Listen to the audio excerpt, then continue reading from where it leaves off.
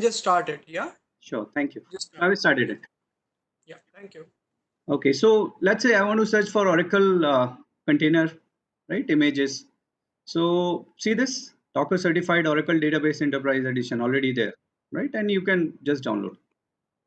Licensing and all comes into picture for such application. So Oracle is giving you Enterprise Edition not for free. You can of course download it from here, but then regular licensing things will apply. Okay. Now you can also search according to various category. Suppose I'm looking for some monitoring related images, like okay. So I think we have Oracle and monitoring. That's why it is not showing.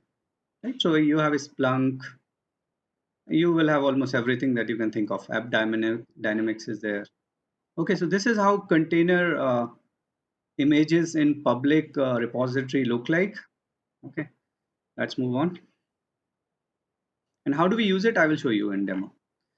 Dockerfile. Now, another concept, because as I said, it is very important to understand container and uh, container world, right? And how to package the application and so on. So there is a concept called Dockerfile. So Dockerfile is used for defining a container, right? So this is the simplest of all Dockerfile, right? Which has almost just one line that you want to call hello.js using Node program, right? It's a JavaScript that you want to run. You want to expose this application on port 8080. You want all the files to be added. Your working directory, you're setting that from /app, whatever files are there, just add it. Okay, and open this port and uh, have this command. Okay, now Docker file can run into hundreds of lines also. Okay, depends like what kind of application you are. So just for simplicity, and there are various options also. There is entry point. There are so many things. Okay, so you can do exploration there. But this is one Docker file, and this is first step for your application containerization, right? And next step is to build the image. So three-step process. One, you create your Docker file. Two, you create your image out of that Docker file, run Docker build command. And three, you upload that image to some place from where you can access. Let's say I am creating that image locally, but I want to run it on AWS, right? Then I have to first move that image to that place where you want to use it. Okay. Okie dokie. So quiz time. Quick question. What is the difference between Docker and containers? So people who are new in this world, container world, very common question. So people think that, let me see if there are some answer coming. Chat. Okay, so difference between Docker and container. Anyone?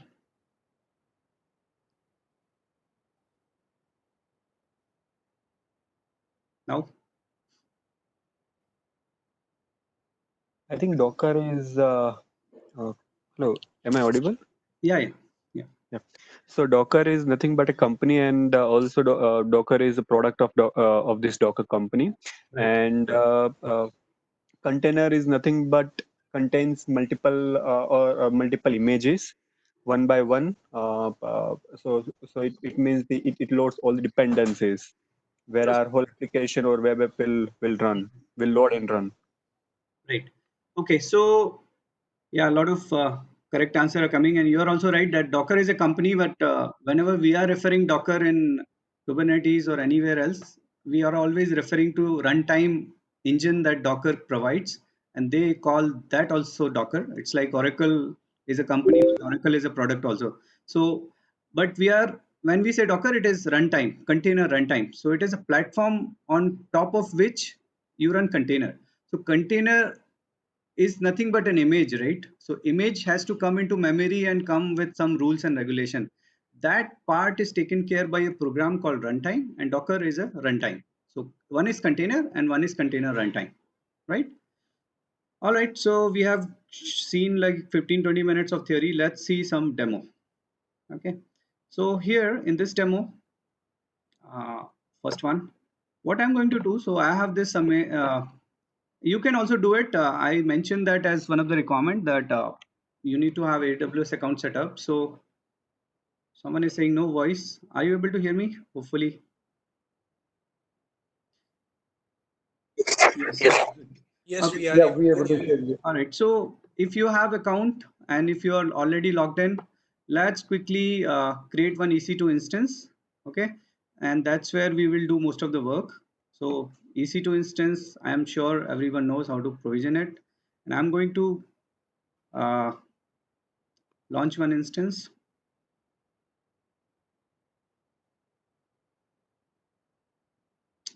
Okay.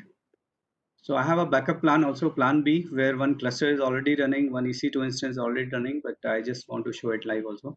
Okay, so we will take free tier eligible Amazon Linux. Now, why this one over previous one? Because it will come with Docker, PHP, MySQL. A lot of things will come, Python, Ruby, right? So it might be much more useful than other one. Now, we will just use whatever is the default. It is going to be used for very basic purpose, so it doesn't matter. Okay, so I will simply say launch. And of course you need a key pair. So if you don't have key pair, you can generate one key pair. It will show here, generate a key pair, and it will then populate it here. So I have created it already. And this, you know that, right? You need this key when you are connecting. Instance are now launching. Okay, so it will take maybe 30 seconds to launch that. And once that is launched, we will connect. And let's see what we are going to run. Okay, on that. So we are doing this step, provision new instance. Okay, the very first thing that when you do EC2 instance provisioning is go to root and run this yum update command, because these are images, static images, so it might not have latest version of a lot of things, right? So you do that most of the time. So instance is running, it's just doing status check. Okay, so once that status check is over, and we already have the public IP of the image, right?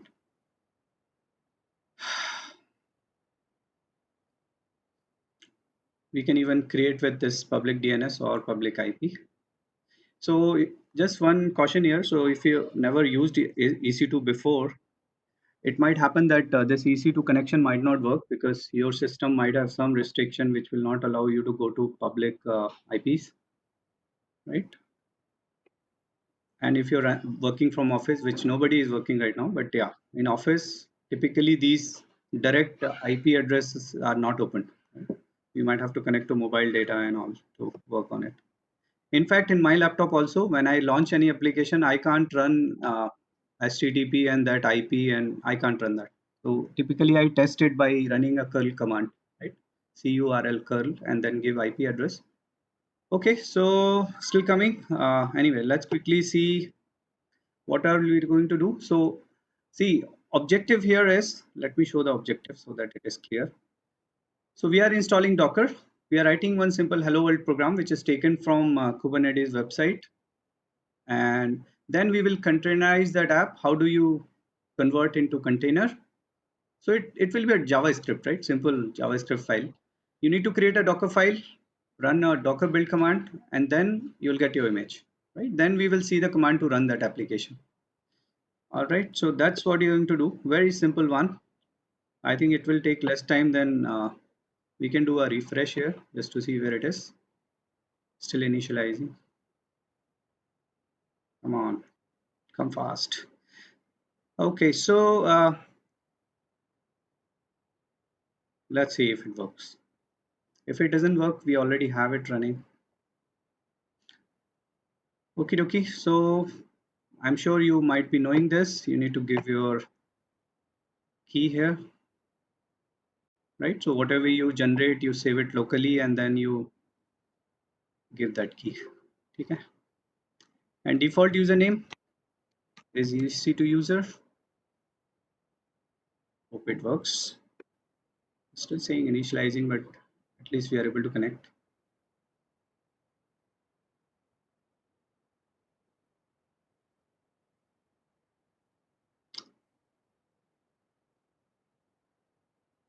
Typically, it finishes very fast. I don't know what is happening today, but hopefully this will not cause any problems. So let's move on. Okay, so we are in root. Okay, and what we do next, as I said, we need to do yum update. So depends like which version of operating system you are running. Yum update Okay, so this will update. Apt-get install is for Ubuntu. This is for RHEL, CentOS kind of thing. So it will take just few seconds. So see, it has found 6 packages that it needs to upgrade. It's doing it. Done. Good. So we are just in time. Status check is all good. If you want, we can give this some EKS demo AWS. Okay, we can give some name to this instance. Okay, so yum update is complete. What next? We don't have Docker here, right? So how do you check whether Docker is there or not? You can run a command Docker. Yes, it's a Docker not found. Yum install Docker. Fine. Say yes. And you can do it on your machine. You don't need to do it on EC2 machine. If you have some VirtualBox kind of software, you run operating system, some Linux on top of it, and run it. Okay, so Docker is installed. Now we need to start the service. So we will just run this command, service docker start. Okay, all good. Next, if we run the same command again, docker ps, it is giving output, but it is not showing any output because there is no container running, right? So this command is for checking all the processes that are running inside Docker. Right now, we are not running any container. Okay. Now, next. So next is we have this small program. Okay. We call it servers.js. So we want to call it hello world JS. So if you are not familiar with Linux, I would say even before learning container, you need to learn essentials of Linux because you can't live without that. None of the cloud provider is automated at this extent where you can just do right click, left click and work. You have to go to command prompt somewhere. Okay, so our script is created. We can validate it. All right, so this is there. Now this script requires node, right, to run, right? So we are quickly going to install Node.js. Most of the things in open source world have just 2 or 3 steps to install anything. Okay, one will be one curl command or wget command to download that binary, and second will be extract that tar file, and third will be just migrate the exe to bin folder, right? I'm just following the documentation. Okay, it is we have checked the status also. It says running Node.js version this. Now with this we can run our program also, right? So we can say node and our program. What is our file name? Hello world.js, right?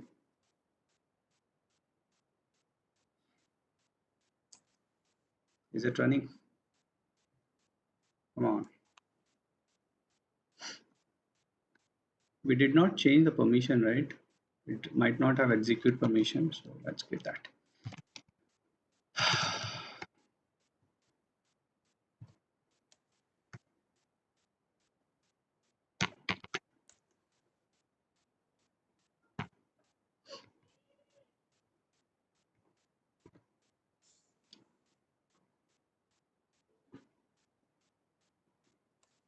Anyone knows Java? Who can tell what is going wrong? Curl install log. Was there any error in this?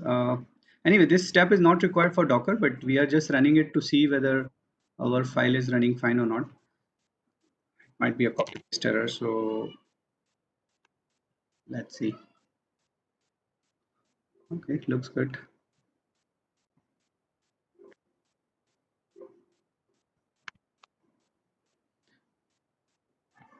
Anyway, let's move on to next step. Okay, so now what we need, in fact, I was running it last time, so it definitely ran fine. We can check the logs there, huh? So see, Is it something related to port? no, nothing. See, same command. Hope we are running from root. So we run like this. It says node not found. Then we downloaded this, right? We downloaded that today, right? And then next is we just run that sh script, nvm script, and then nvm install this. And oh, this did not, this we did not run, right? Let me see. nvm install, yeah, this is also there. Yeah. Okie dokie, checksum matched. Now using this minus e node hello world.js. Only thing is file name is bigger, right? Nothing else. That should not matter.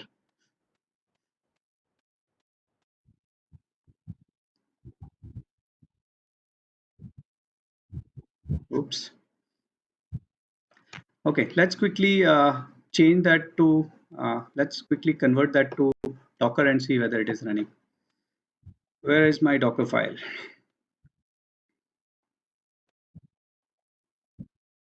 Oh, here is a log. So this is the Docker file.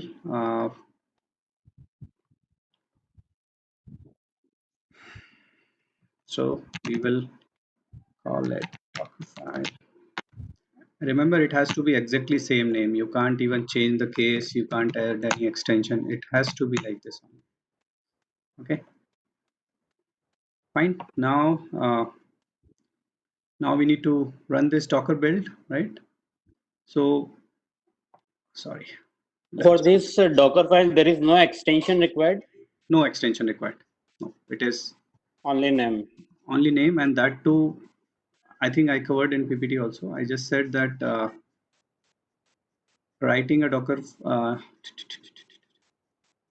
just gave one sample here, but it is important to know that it has to be only this name and capital D, small a, I mean, absolutely this way, nothing else.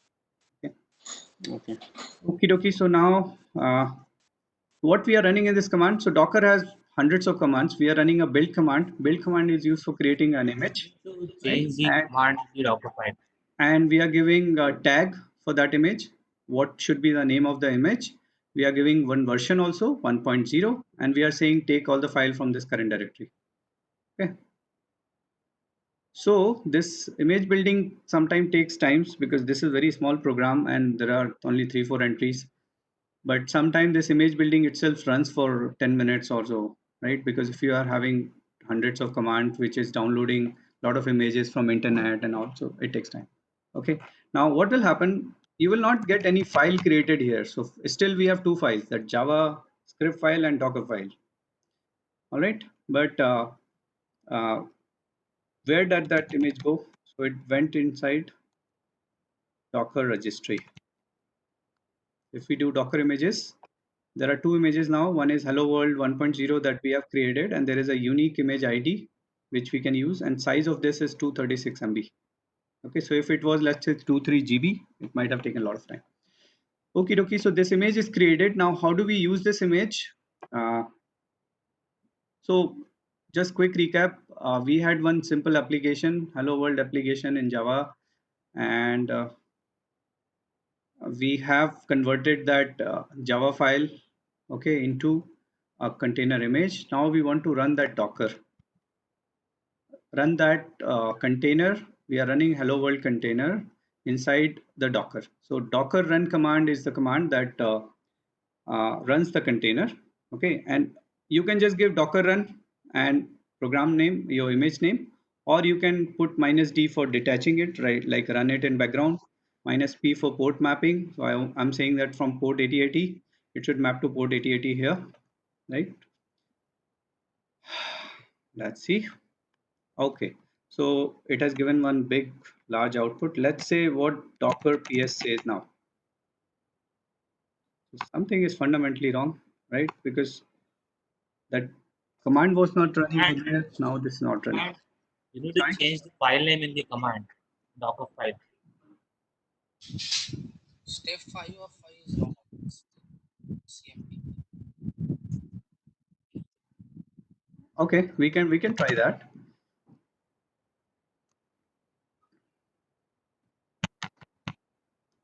Fine. Server.js. If I run node server.js, that's why you know a little bit of programming. Okay, so we will go to plan B.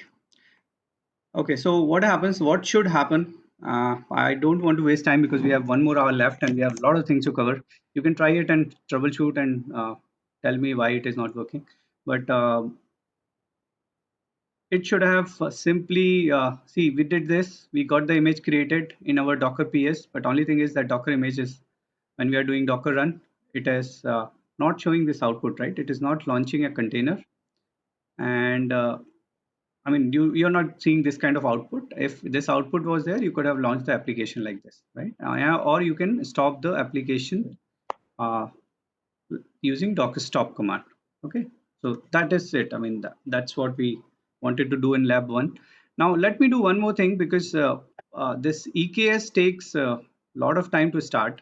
Okay, so we will launch that and we'll keep on seeing the concepts. Okay, so let's quickly go till EKS. I think it's just 2-3 steps, and then we will launch EKS. It will take 20-25 minutes, and till that time we can do our work.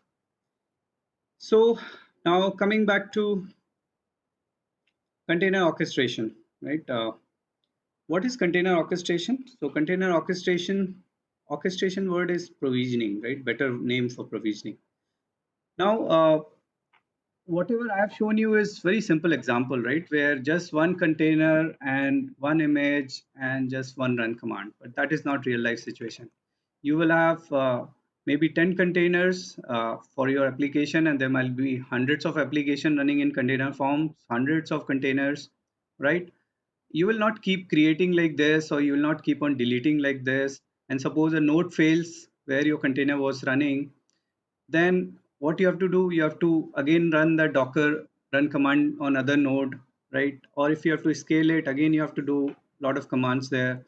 Or self-healing, if some failure occurs in your image, or if you want to do upgrade, rollback, it is all manual, right? So it is not possible to do these things using docker commands, right? You need one platform which can do this work for you. Now, initially Docker itself gave that orchestration platform, which is called Docker Swarm, right? And then there was Apache Mesosphere, right? That was another one. So these two were ruling the world, right? And then in 2015 came Kubernetes, right? So far we are not discussing Kubernetes. It has been nearly 40 minutes and this Kubernetes masterclass. So everyone might be thinking, where is Kubernetes, right? But so some other related stuff, you might do this reading in your free time. It is very important to know because these are related concepts. One is cloud native application. I will cover it in 2-3 lines. So what is cloud native application versus cloud based application, right? So it is very easy to run your application in as is format in cloud, right? You create one EC2 instance, create your Windows VM, Linux VM, port your application from there to here, right? It will run. But then that architecture is not really using all the features of cloud, right? Of horizontal scalability and a lot of features are there in cloud, right? That features, those features are applicable or enabled when your application is cloud ready or cloud native, right? And how do you make your application cloud native? You follow this 12 factors principles, right? So these 12, if you follow this, your application will become cloud native. And then like one of the example of cloud native is the container that we ran, right? So it is not necessary that cloud native application has to run in be VM based application also, but then you have to follow these things. Okay. And nowadays there is a new concept called Kubernetes native application rather than cloud native. That's a bigger concept, so we'll leave it. You can do some Google. Okay, so why aren't we discussing Kubernetes till now? Because fundamentals matter, right? We need to know, and this is one-time effort. In next Kubernetes masterclass and all, we will build from where we stopped, right? We will not talk about these anymore. This is first and last time. Let's dive into Kubernetes world. So as I was telling before that initially there were these two players. This is first one is symbol of Mesosphere, right? And next one is Docker Swarm. Last one in this line is Kubernetes, and then Amazon EKS is and ECS is another offering for container orchestration. All right, so what is Kubernetes? It is an open source container orchestration platform. Very important to know this, it is open source, right? Who started it? It started by Google. So Google was using it for their own purpose. Later they decided, why not give it to world? So when Cloud Native Computing Foundation, CNCF, was formed in 2015, Kubernetes came in that CNCF. And since then, it is one of the largest project in CNCF, and it is like Linux of container world, right? It has got that kind of popularity, right? And it is written in Go language. What is the meaning of Kubernetes? It means pilot or helmsman. I mean, the one who is driving the ship and driving the ship full of containers, right? So after all, what we want one orchestrator who can take care of my containers, right? So just visualize it from a big, large ship keeping hundreds of containers on it, and the pilot of this is Kubernetes, right? So this is that symbol. People, since it is very big name, people also call it K8s. K8s is K is first character, S is last character, and there are 8 characters in between. That is how K8s is formed. Now there are K3s also in picture, micro K8s also there. So there are a lot of like miniature version and all. But that is how K8s term was came into existence. It was released in 2015. Currently version 1.18. So they do follow quarterly release, right? So right now latest one is 1.18, but in AWS EKS you will find at least n-2 version, because it's not that easy, right? You can't simply change the version in all these software managed Kubernetes offering. So they take little bit of time. So they are like 1 or 2 version behind. Okay. Kubernetes popularity, I would recommend you go to CNCF website and do some reading. So Kubernetes is so popular that there is a huge ecosystem behind that, and this is that ecosystem. So let's say for container registry, you have these many player already in market. QA is one more, which I did not mention, I think. And let's say container runtime. So CRIO, Rocket, Firecracker. I always wonder how these people get these kind of weird name, right? Rocket or Firecracker. I mean, it makes absolutely no sense. It just whoever is developing it, they just give it some name. So it is good also, right? We get some fancy names. So cloud native network, so many cloud native network option and so on, right? So many options for your logging, monitoring, right? And some popular one, the successful one, which are called graduated, are shown here. So CNCF follows some proper process. I think it might have failed because we started running things when a status check was not complete. I don't know. Anyway, we'll solve it later.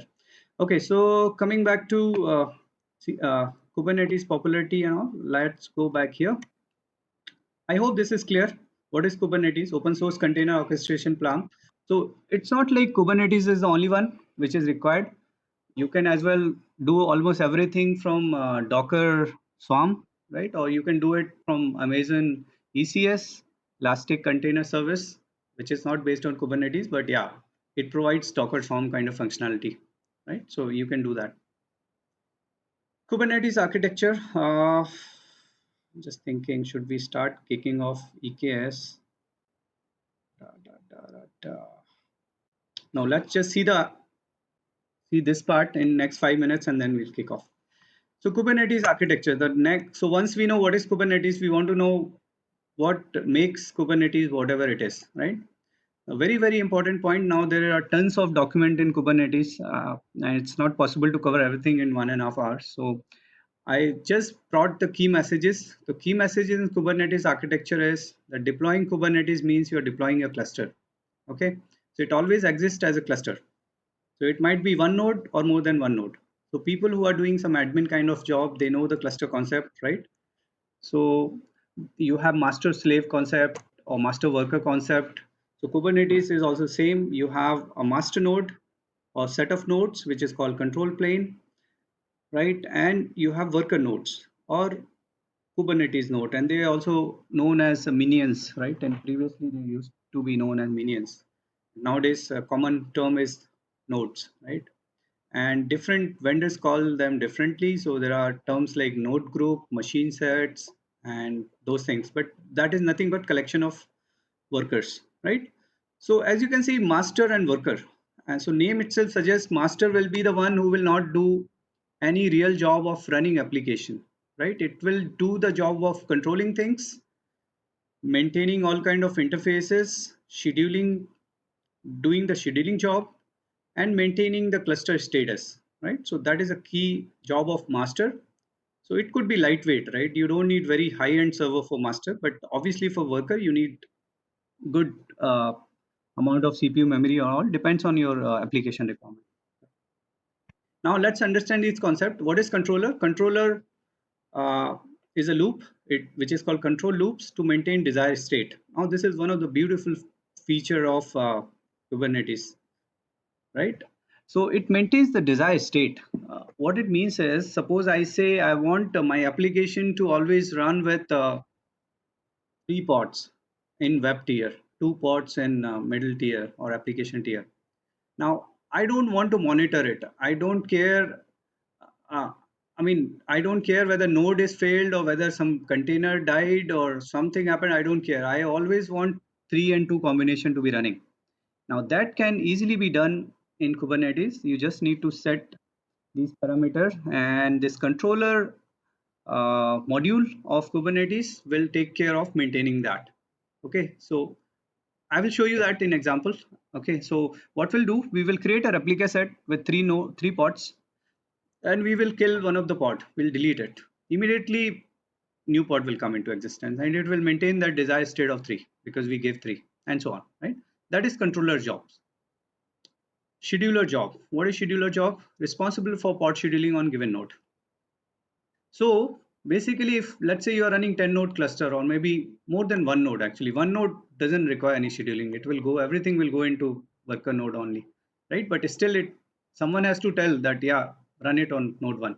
So this guy tells where to run that. So imagine a situation where you have a big uh, uh, shipyard, right, from where you want to put containers, right? Now there are 5 ships, empty ships coming, not totally empty, with some partially filled ship standing in front of me, and I need to decide where should my container go, right? This I just need to lift the container and tell, okay, you should go to ship 1 or 2 or 3 or 4. Now similarly, I have a lot of application ready to be scheduled or ready to run. Now I need to know which is the right node, right? Which has the maximum capacity. So if I want 2 cores, which node has 2 cores, right? Or how much memory I want and all that, right? Resource requirement. So this scheduler will take care of that part, right? But it will not run that container. So running that container on that worker node is job of kubelet. Kubelet is one of the agent, Kubernetes agent, which is there on each of the worker node. So it's like one of the captain of that individual ship which are ready for loading. That captain is kubelet. So scheduler is going to just tell that captain of any ship, okay, captain from ship number 2, take this container and load it, run it, or rather put it. Okay, so that job, that is kubelet job. Now what is the job of kube proxy?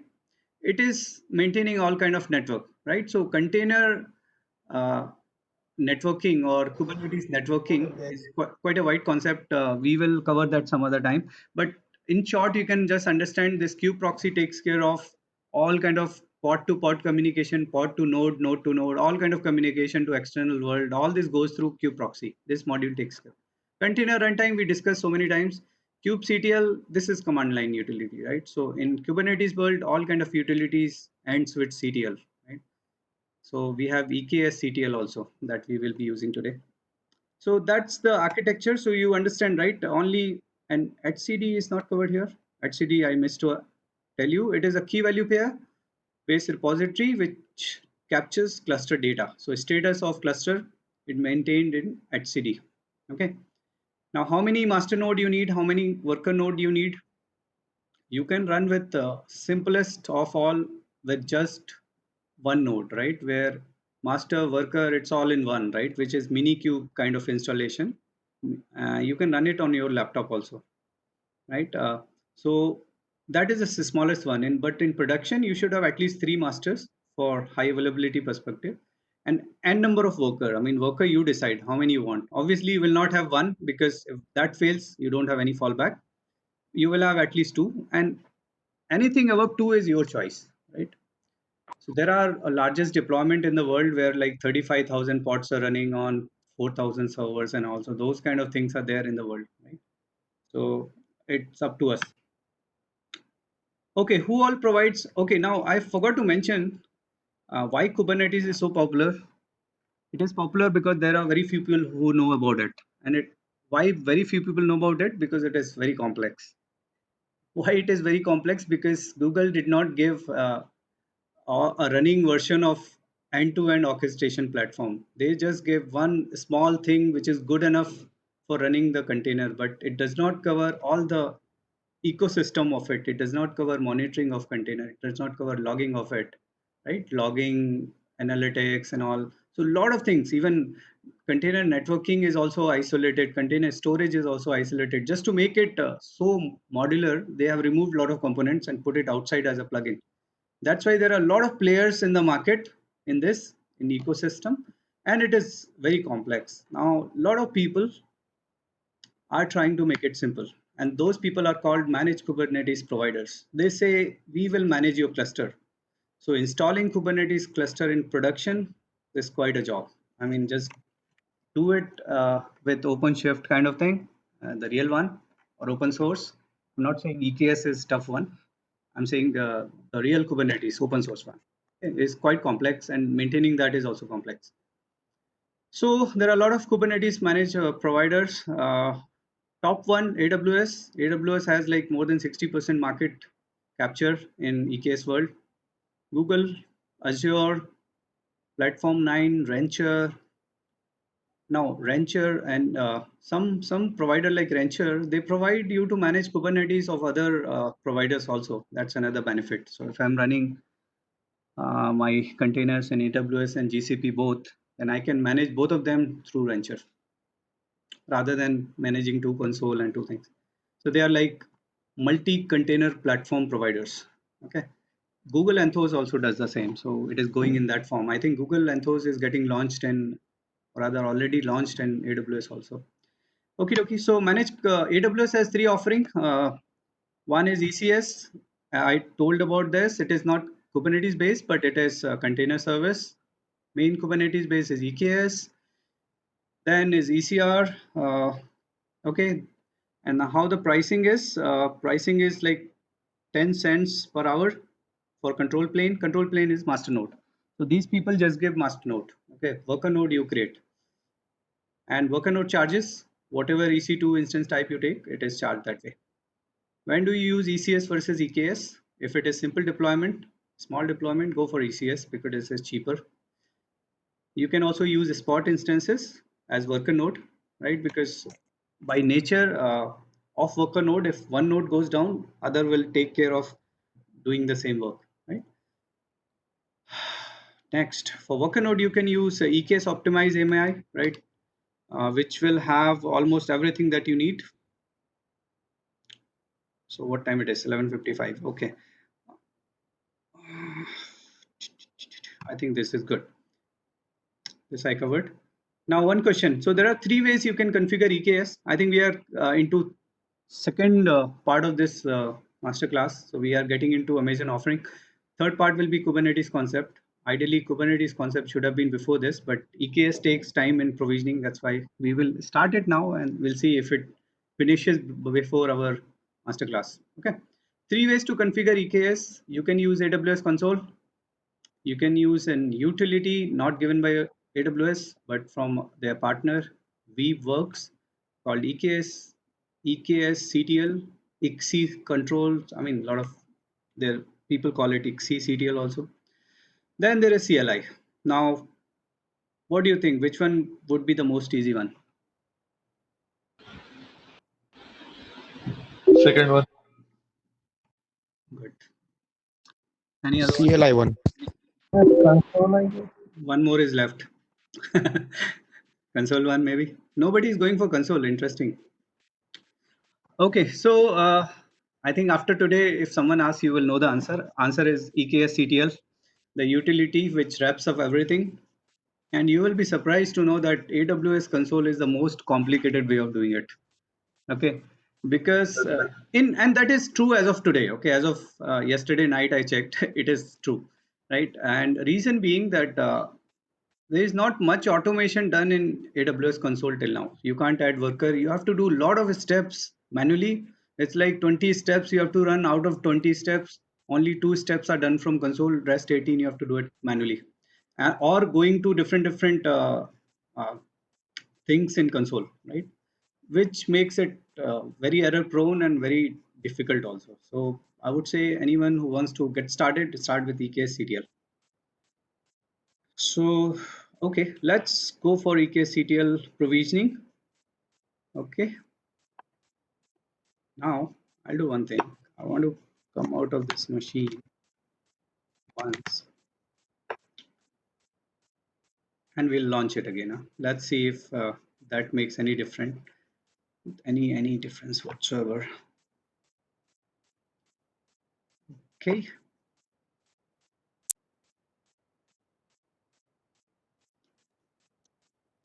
So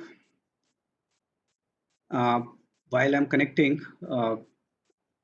I think it is clear to everyone that these managed service provider have variety of offering, but most of the people provide master node creation, the cluster creation part. Okay. GCP provides some more option. You can as well deploy application from there, do some monitoring management also. But even AKS offerings are also integrated with CloudWatch. So you can do that. Okay. We need blessings from demo god. Yum update is already done. Okay. So at very high level, let's see how do we set up AWS CTL. Okay. Now I mentioned EKS CTL is simple, and it is simple up to this level. Like you have to run 8 steps. Create an EC2 instance. If you already have any virtual machine of Linux operating system, you don't need this. Connect to jump host. Set your CLI environment, right? So your AWS CLI environment should be this version. I mentioned the version very specifically because by default it does not go to this version, and your latest Kubernetes version does not work when you don't have right CLI. It is not supported. Similarly for EKS CTL also, we need to use this version. This is the latest, I think, released 3 days ago or 7 days ago, something like that. You need so you need kubectl, right, for operating your cluster. Understood. You need AWS CLI. You need AWS IAM authenticator for authentication with EKS. You need to call EKCTL create cluster command, and it takes like 15-20 minutes. Good. Somebody asked about comparison. I will tell you that once we launch this. Connect to your cluster using kubectl just to verify that. Okay. So let's quickly start this. So I have copy pasted all the steps here so that we don't waste too much of time. Yum update is anyway already done. So we will simply go ahead with AWS configure.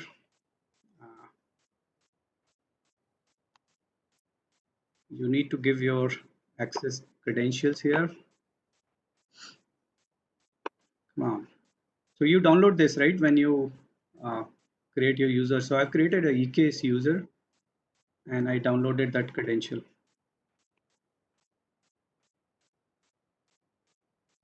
Come on, Excel itself is loading so long.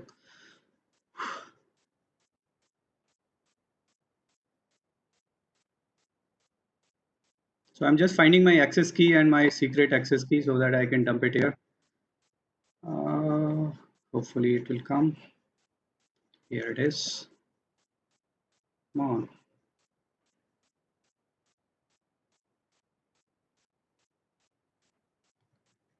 Okay. Done. Next one. This one. Abhinavesh, just you can increase this screen font, like font I will size. increase the font. Yeah, that's good suggestion. Come on. Everything is in Abhinavesh, what does AWS configure do? Sorry to interrupt. So see, everything in AWS we are going to uh, utilize using REST APIs, right? So for REST API, you need some keys, some username, password kind of thing. We don't give username, password in clear text. So we have this REST API key concept. So this is my username and this is my password, right? I forgot to give my region. So let me run it again. It already has these two value. I will give it US East 1. Let it be whatever format it is. Okay. So now next is we need to install two utilities, right? In fact, let's quickly, anyway, let's go step by step. So I'm installing kubectl. Oh, Somebody is not on mute. Can you please go on mute? Thank you. Participant. Okay, so I have downloaded it. I've changed the mode. I'm creating a directory and copying, putting it in profile file also. And I'm checking the version of kubelet. All right, so we have got kubelet version 1.16.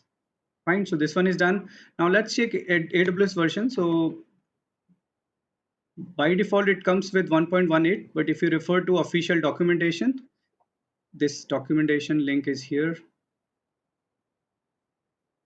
This one, Amazon EKS user guide, right? It clearly says you need to have this version of EKS CTL and all, right?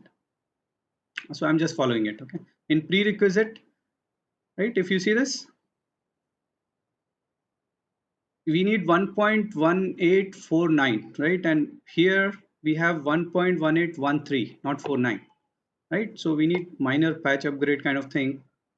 And how we do that? We do it using this command. Very simple.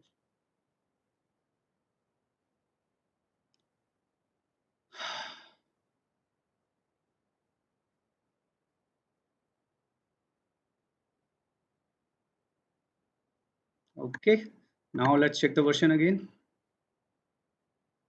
So it went to 56. We wanted 49, but yeah, we are good now. Okie dokie. Now we need IAM authenticator. Again, similar command to download it.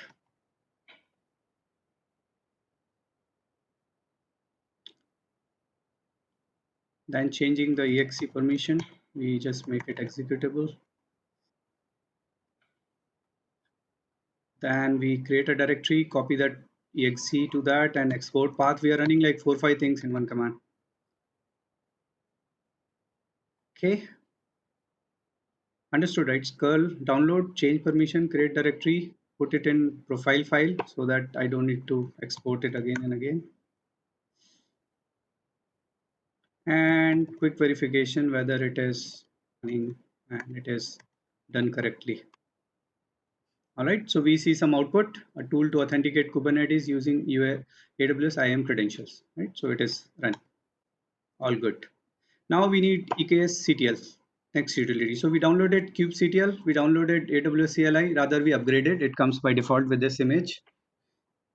Go to EKS CTL. Thankfully, all these images are very, very small, so they hardly take any time. Okay. Sorry, I should have run this command. So if you run the default command, which is given in documentation, right, which points to latest one, it will get you version 18, right? Because version 19 is still not released, or rather not GA or whatever. So it has some RC here, right?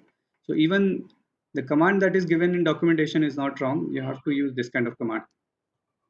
You can check by going to this GitHub. You can find out what is the right version. Okay. I think before running this, let's remove what is already downloaded. not. So it has downloaded in temp/temp.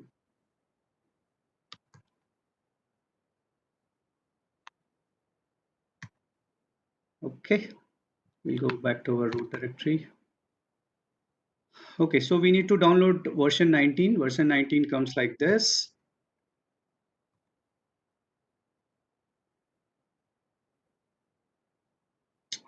Okay. Next, again, move the exe. So this guy is also extracting it in temp. We are moving from temp to local bin. We don't need sudo, we are in root. Done. Now let's check the version. So that is it. I think this will be the last command. So we are on version 19. Fine. So we are meeting all the prerequisites. So we have got a quick update. We have configured AWS, given our access key, secret access key. We have installed kubectl. We did upgrade of it. We installed this. We installed this. We have this running. Now we need to run create cluster, right? You can explore this, right? You can, any utility in Unix, just put -- help. You will see a lot of things, right? So you need to go to Google also.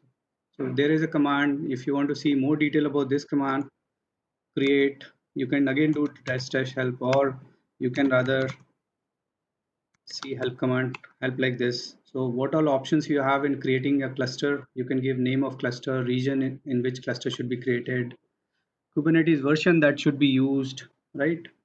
Default is 1.15 if you don't give anything. So this command works with just this only. Okay, ekctl create cluster. That's it. Good enough for running a cluster. But then you are running with a lot of defaults. Okay, it will take some default weird name, ridiculous painting. It will use some key pair. It will use some default region. It will use some default version. Everything is default there, right? So to avoid that default situation, we at least give name to our cluster, and we give region, and we also give the node name. Now this is most important, because if we don't give the node name, what happens here? By default, the node type is m5.large, and this is all paid, right? This is not free tier eligible. So if you start m5.large and run it for few hours, you will get some good bill. So we put some T2 medium. You can't put T2 micro, it does not run.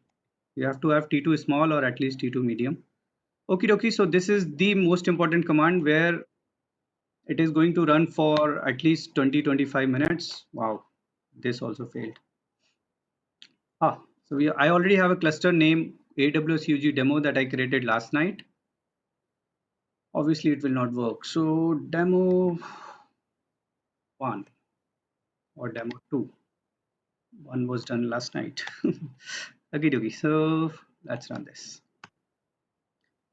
Let's quickly read what it is doing. Version is this, using region US East 1 that we gave. It by default picked up two randomly regions, 1A and 1E. Okay, it picked up, rather it has picked up two subnets in these, and node group, whatever. So what is happening in background, if you really want to see it, because this screen will not move for next 15-20 minutes. If you want to see what is happening, go to your AWS console and go to EKS.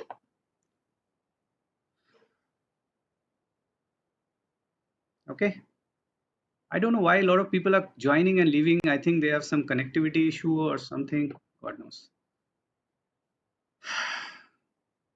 Okay, so one cluster is already running right now. You don't see any new cluster coming here because it is doing all prerequisite work. So remember, I was telling there are 20 steps. So it has to create a VPC, subnet, IAM user. So it is doing that work. Now, how do we check details of that work? You can check that from CloudFormation, because it runs two CloudFormation scripts, and this is open source, so you can as well see the script also. So launch the CloudFormation. This is anyway good for the people. Don't tell me this is also failing. Rollback in progress.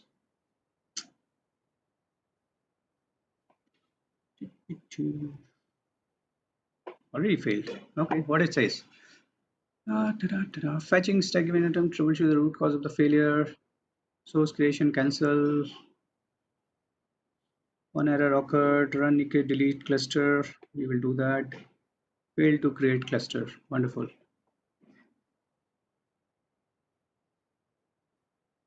Where's the meaningful error here? Creation, cancel, creation, cancel. Okay, so this is error. Cannot create cluster. This does not currently have sufficient capacity. This is very common error, right? Because it is picking up these two zones which we haven't given, right? So to avoid this kind of error, we can give zones. Okay, we can give zone equal to, and we again need to hope that that zone has some capacity available. So right now it use 1E and 1A, right? So we will avoid those two. So we will take 1B and 1C. Hopefully this works.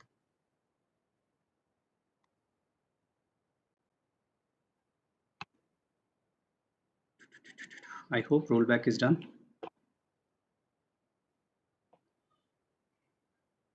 It is still in progress. I think considering the time, we need to see the recorded version of it. We will fix it, but till the time this rollback is done, it will again fail, right? It will again try to create something, and it will say that guy is available, this guy is available. Or we have to give a different name. Let's try with different name, right? We can try with demo 3.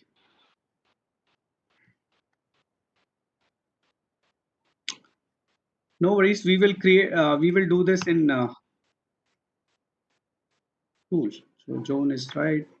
What do we call it? Not zone, zones. Okay. In Kubernetes, all the command works with 3 different ways. This guy is not Kubernetes. Once you get into kubectl, you will realize that you can give pod, you can give pods, you can give queue. So short form, singular, plural, everything works. Unlike this, so that is good, and you should get habitual of short forms. Okay, dokie. So I was just telling what happens in this cloud formation. So it will do a lot of things in parallel. If you have no other things to do, you can keep on watching this. It will create some 80 different resources. Okay, so right now it is doing, it is running master node creation, the control plane. Once it is done, it will create your worker nodes. So the first guy, see, yesterday night I started at 8:51, and after what 14 minutes it finished. It went into this node group. So 14 minutes is take to do this part, and another 5 minutes for doing this part, 5 to 7 minutes. So it will take like 20-25 minutes. Okay. Mummy और नहीं कहूँगा अभी. Somebody is not on mute. Please go on mute. Okay, so I was just saying you can check the status from here, and this is how it looks. I can show it from last night run. Okay, so that blue screen will keep on showing. Right now it is deploying this one, building cluster stack, and then it will create provision 2 EC2 nodes, which will work as your worker nodes, and then it will say done, is ready. And when it is ready, when you go to EKS, so if you go to EKS here, you will see it, the cluster as active. So you will see one cluster, demo 1 is already showing active. See, some things are easy. Update is easy here, right? I can just click and it will update. So once it is fully provisioned, you will see it will give you endpoints, it will give you cluster authority. All these things are required if you want to create your own kubeconfig file, which is required for connecting to this cluster. In compute, you can see, I don't know why I don't see, but there are 2 compute nodes. They are managed by EKSCTL. That might be the reason, but yeah, if you do it from here, command this console, you will see it here. Okay, so this will, our new cluster will become active after, so it is showing creating, and this will be the status for next 25 minutes. there is absolutely nothing that you can do here. I mean, that is the problem with this current version of EKS. A lot of improvement required. If you go to GCP, you will love it. I mean, there is an option of connecting to the cluster in a browser mode here itself. So you don't need any EC2 and all this drama that we did. You can directly connect from there and you run your things. Okay, so and then you can monitor your workloads. A lot of things you can do. Okay, I'm sure these people will catch up and they will bring these functionality. Google is the one who gave all this, so they are ahead of the curve. Okie dokie, let's okay, let me tell you. So once that cluster creation is done, I'll show you live thing. You can run kubectl command because we have already installed kubectl. So kubectl get nodes will show you 2 nodes running. Okay. Interestingly, if you run this in open source Kubernetes, you will also see your master node. But all these managed service offering people don't show master node; they just show worker nodes. So there are 3 master running in the backend. Okay, then you can run this kind of command. It might not make sense now because we did not go through the concepts. But yeah, you can run the commands. You can see what all resources are there, right? And then you can really use this cluster, right? So that is what EKS is. And I did not show you this EKS CTL thing. It is really nice to see.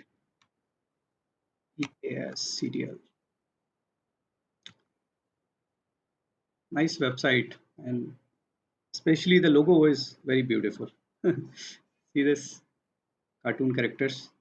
So simple CLI tool, all the documentation is here, right? This is what is running right now, right? You can run it using YAML file also.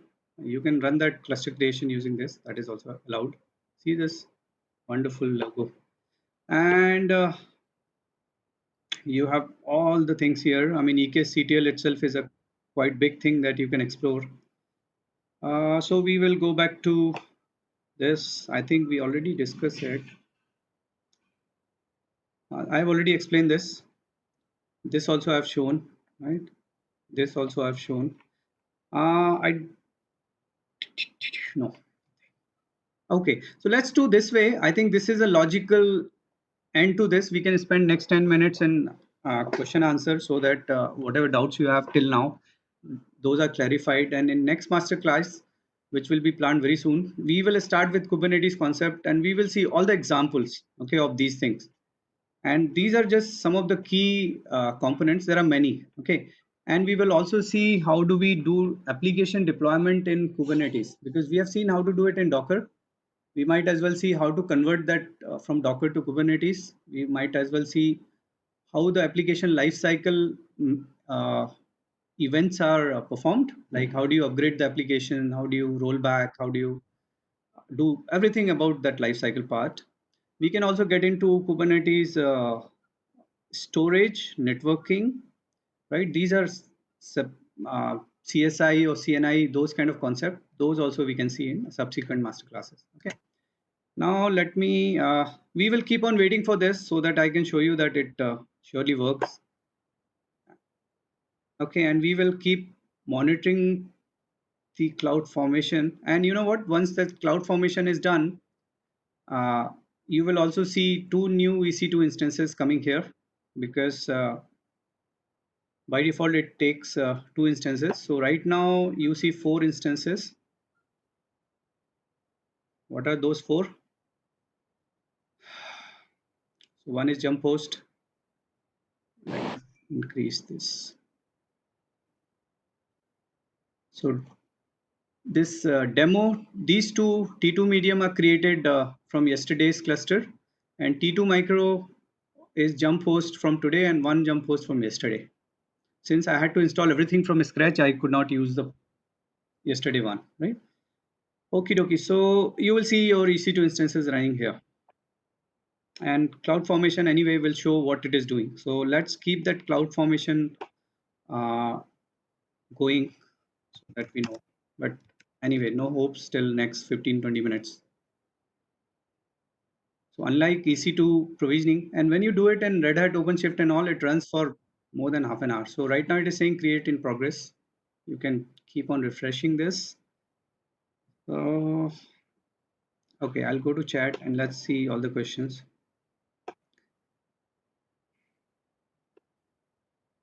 Okie dokie. So Docker we already discussed, right? Docker answer we discussed.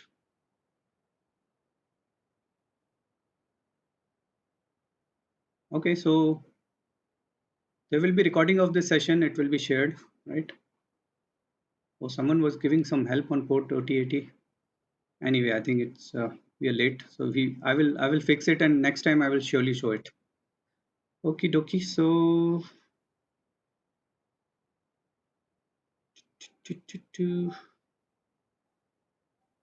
it is possible to map the port on Docker with the other port outside Docker. Yes, we can do that. So this 8080:8080 was doing exactly that, right? So this could be, let's say, port 3000, right? And outside you might want to use the 80, right? So you want to open your application as HTTP application, but internally in Docker, the Docker is running that application on port 3000. That is allowed.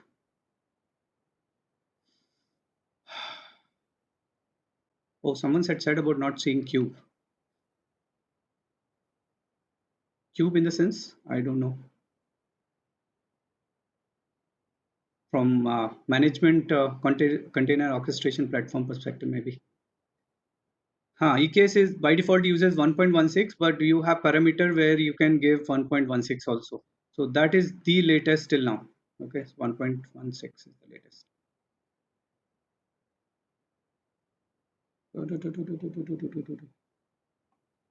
How is OpenShift compared to EKS in terms of simplicity? Good. So if you run OpenShift runs in many forms. OpenShift can be executed from public cloud providers like Azure, AWS. There it is running in IPI mode, which is infra provisioned. There are two modes, right? IPI and UPI. In infra provision infrastructure and UPI, user provision infrastructure. So it is all end-to-end automated like EKS CTL. You just run one create cluster and it will bring your OpenShift cluster. So public cloud OpenShift is very easy. Private cloud or an on-premise, especially on bare metal, if you want to run it, it is still not fully automated. I think they are still working on it. Version 4.3 was the latest that I worked. Maybe in 4.4, 4.5, somewhere UPI will also be automated up to a level, but it is huge. So if you open a document, OpenShift on bare metal, you will find like 50-page document that you have to follow. So right now, but you know, installation part is difficult. But once you go to OpenShift console, it is very easy. So I will, since we are there, I know it is out of scope for this, but for trying Kubernetes concepts, you can also try this link, openshift.com/try. You can also try Katacoda, right? You use this instance access to cluster. Let me close this for a second and go for instance cluster. Okay, start. And there are so many playgrounds. So OpenShift is all Kubernetes based PaaS platform. So it is very, very enhanced version of Kubernetes. So it is entire PaaS platform, right? So you do start scenario and you get this lab for 1 hour. You can run all kind of, that is it. I mean, you are ready. So kubectl does not work there, right? So you run OC there. So you can say OC get nodes. All kind of Kubernetes command you can run, right? So if you are habitual of, let's say, kubectl, write this, right? And you run kubectl. So this is one. Katacoda is another one where you get this. Third option could be Minikube. Download Minikube on your laptop and run all kind of Kubernetes concept thing. You can learn from there. Okay, EKS CTL will be the last one to try because it is paid option. It is not free, right? And anyway, Kubernetes concept will remain same. It's just the launching part and little bit of management part that you want to learn here. Right? Okay, but it is OpenShift console is very, very simple. Okay, so once you go here, you can as well open console if you want to see, and username password is given here. You can see how it looks. Okie dokie, let's go to next question of chat. One side we have increased. Oh, there is Ansible based installation and other options are there, but in any case, it is not very simple. I mean, I've done it myself, so I know that. Uh, Especially if you're talking about OpenShift version 4 and above, because there is a drastic change between version 3.x and 4. Okay. Security key, don't worry, they will not exist after this session. But yeah, good advice. Usually pass it on data, listing commands.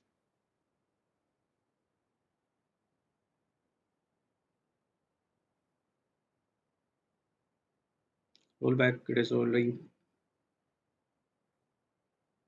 So without managed service, obviously there are two levels. You create your own Kubernetes cluster, which is like Minikube is also one single node Kubernetes cluster. You can use it.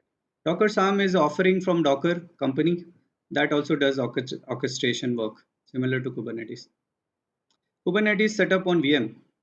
Actually, this is happening on VM. So EC2 instances are being utilized in background. They are all virtual machine, right? And on our local machine, instead of managed cloud provider, Kubernetes on KVM. Basically, we need to try KVM kind of question. Recording will be shared. And how to parse AWS config profile with one of the account which I have. Which EKC provision resource in one of the accounts? No, so your EC2 instance, right, is running in that account only, right? So I have created one account, and inside that user, I'm running all this. So it is running under that, but there is a profile option also. OpenShift, a combination of Docker Kubernetes. I think this question can be answered in two ways. One, see, first of all, we need to understand difference between Docker and Kubernetes, right? So Docker is container runtime. That is it. And it is a company which provides not only container runtime, but it also provides you Docker Swarm, where you can do Kubernetes kind of operation also. So Docker Swarm is alternative of Kubernetes, one alternative. Fine. Now, Docker and Kubernetes. So Docker runtime. So earlier version of Kubernetes, see, Kubernetes also requires some runtime, right, for running these containers on worker node and even on master node also. So there, earlier version of Kubernetes were using Docker, but now they have removed the dependency. Now the new version run on CRIO, which is open source. Container Runtime Interface -O, open CRIO, people call it CRIO. Next question, have you worked on setting Istio, the service mesh thing, and demo that? I haven't worked on that till now, but I'll see if we can cover it in next subsequent class, or maybe as a different session altogether. Okay, how important it is, how much depth a developer should learn Docker Kubernetes? See, in terms of job prospect, so I would definitely recommend doing CK and CKAD certification because they ensure that you know Kubernetes, right? They are all hands-on exams. They are not like multiple choice exams.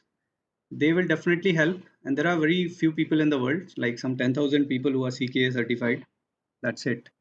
Okay, and CKAD is little bit easier, which is for certified Kubernetes application developer and admin. But if you do admin, AD is simple. It is like subset of it. So that is one, but you don't need to be a developer to work in Kubernetes. Okay, developer will do their job. So if you're playing admin role or maybe even Kubernetes architect role for senior people, even for playing architect role, you have to do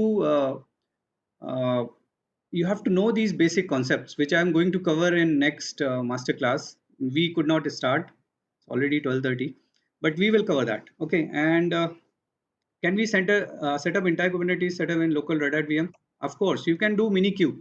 Okay, so the best place to get all kind of documentation in Kubernetes is Kubernetes website itself. Okay, go to kubernetes.io, and everything that is required for you is here, including tutorials, including downloads, including everything. Okay, so if you go to tutorial, how do you want to run Minikube, right? Which is again a cluster, right? Create a Minikube cluster. It is damn simple. Just run 2 commands and you're done. Just one wget or curl command to get the binary and one change the execution permission. Okay, we can do that. It's very simple. Of course, if you want to do master node, worker node, separate, then you need multiple VMs, or maybe one bare metal machine where you can have multiple VMs. Which certification should be done for cloud architect? This answer is like it depends. Which one you want to work first? Which one is important? They are all the same anyway. Or someone is saying, do we need to set up in cloud? Absolutely not. You can always do it on your machine using Minikube. Where will be learning path for Kubernetes administration? My personal recommendation, again, it depends on whom you are asking that question. My personal recommendation is Udemy courses. They are cheap. They are very good quality courses. So there are Docker for beginners, CK with practice test, and all those courses are there. They're really good. Very much in depth. Okay, so CK, there is Mumshad Muhammad course, which is the best course, like a Cloud Guru course for AWS, right? It is the best. What size of cluster have you managed? So I have 4 node physical bare metal cluster. Number of node doesn't matter actually. So it is all redundancy and also I was working on 4 node cluster. Yeah, this will be shared. Coda Cloud. How does migrate anyone?